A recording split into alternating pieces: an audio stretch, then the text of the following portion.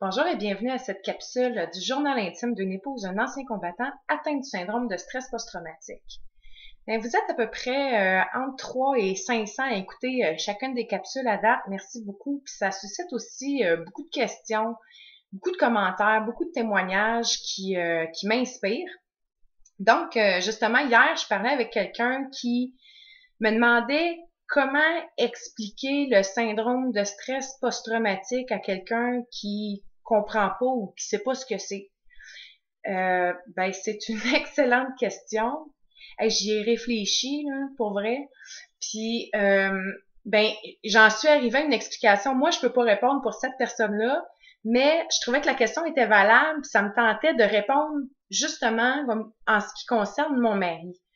Parce que c'est le résultat de ma compréhension de la chose. C'est tout ce que je peux faire pour partager avec vous. Mais l'exercice en soi n'a pas été facile à faire. Donc, j'ai refait des petites affiches. Puis, je vous explique un peu ce que je comprends de ce qu'est le syndrome de stress post-traumatique. Alors, il y a de cela quelques années, n'est-ce pas, j'ai rencontré cet homme-là. Moi, ça, c'est lui que j'ai vu. C'est lui que j'ai reconnu. C'est lui avec lequel je suis tombée en amour pour ses qualités, pour ce qui est, pour la beauté de son âme. Donc, ça, c'est l'homme que j'ai rencontré. Mais avec cet homme-là est venue une histoire.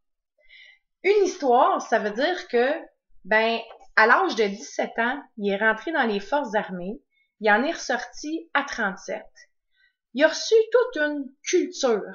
On lui a montré par la répétition d'exercices, là, vraiment over and over and over, à pouvoir opérer dans des situations de stress que moi, personnellement, je ne connaîtrai jamais. Je veux dire, avoir un travail dans lequel ta vie est continuellement exposée, puis comme il me dit souvent, il me dit, ben, tu sais, quand tu portes l'uniforme, t'es targeté, dans le sens que t'es identifié. Dans une foule, là, tu le vois, le militaire. Moi, ailleurs, dans un autre pays, je m'habille comme le linge du pays, puis je passe inaperçu. Mais un militaire, t'as l'uniforme, t'as le véhicule qui est identifié, t'as toute une façon de faire qui t'a été inculquée, et surtout des stratégies pour réagir au stress, par exemple. Donc, les stress, ben, qu'il a pu vivre au cours de ses missions, au cours de ses déploiements, ben, il a vécu des peurs dans des situations que moi, je connaîtrais jamais. Il a entendu des bruits ou des paroles.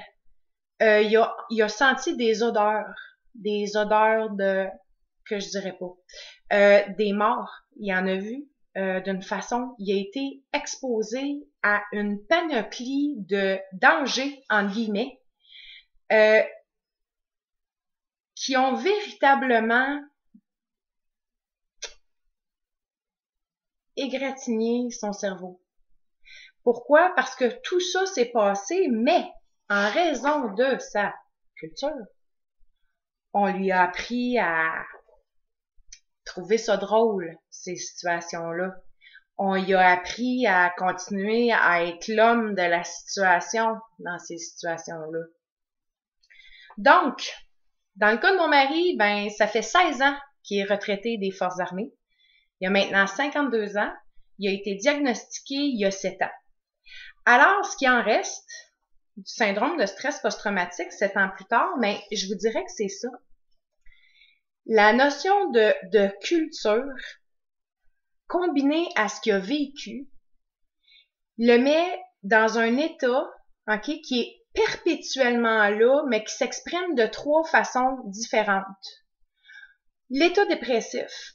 Ça, c'est l'état que moi je vois à la maison. C'est l'état que moi je vois le mieux parce que il y a juste à moi qui va l'exposer clairement. C'est la raison pour laquelle je dis qu'il passe 16 heures par jour devant un écran d'ordinateur. C'est très vrai.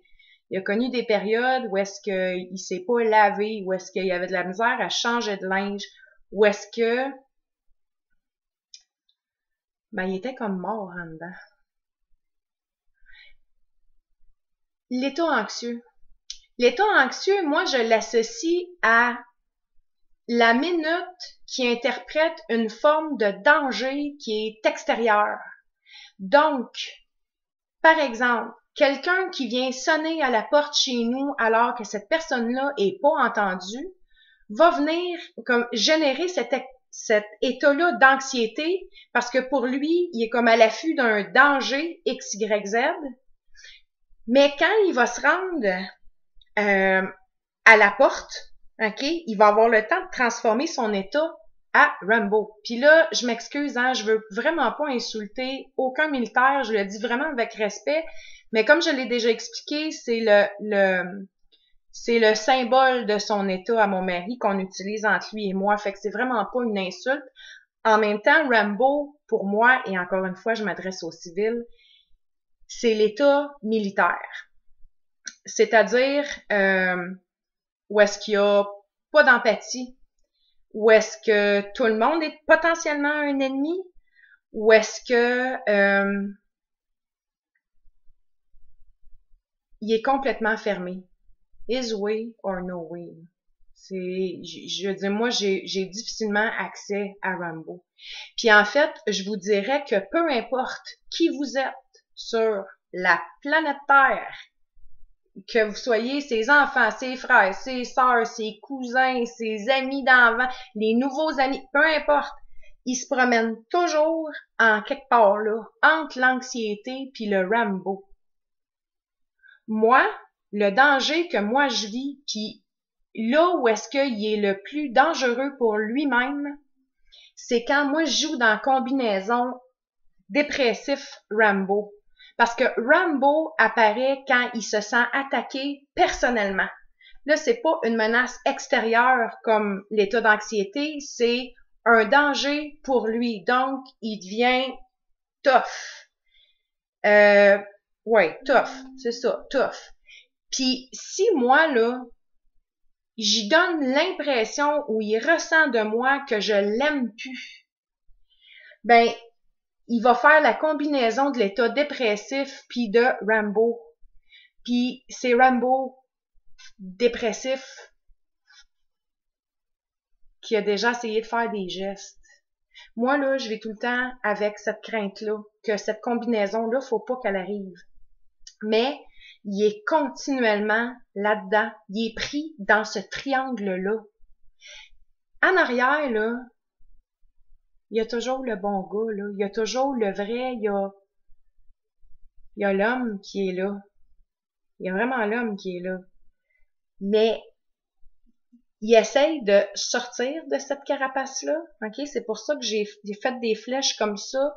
Puis il est continuellement en train lui-même de s'ajuster à tous les éléments déclencheurs. Puis ils peuvent être là par centaines de milliers. Il est continuellement dans ce débat-là.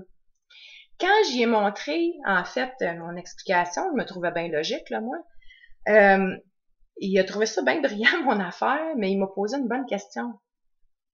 Il a dit, ouais, c'est vrai que ça a de l'allure, ton affaire, mais moi, comment je fais pour sortir du triangle?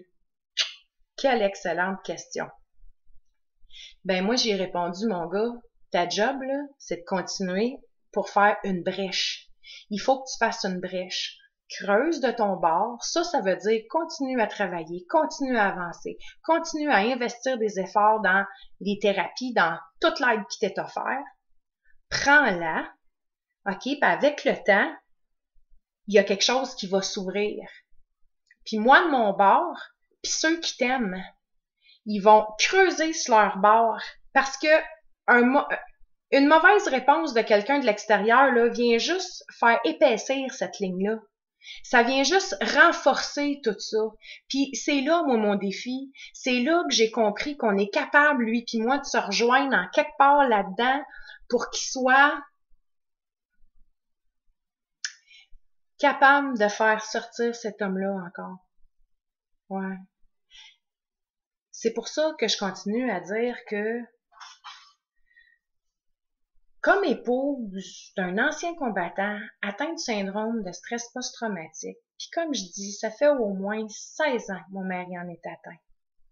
Ça fait 13 ans qu'on est mariés, ça fait 7 ans qu'il est diagnostiqué, ça fait 7 ans qu'il s'investit à toutes les semaines à aller mieux. Puis effectivement, ça va mieux. Les cauchemars sont moins présents. Il contrôle de mieux en mieux les situations d'anxiété. Il devient moins extrême dans ses réactions. Donc oui, ça va mieux. N'en demeure pas moins que, justement, il faut équiper les gens autour pour creuser correctement, faire le chemin pour aller rejoindre le gars qui est en arrière de cette prison-là. Puis moi, je suis une fervente croyante que c'est possible. Puis c'est la raison pour laquelle je fais ces capsules-là.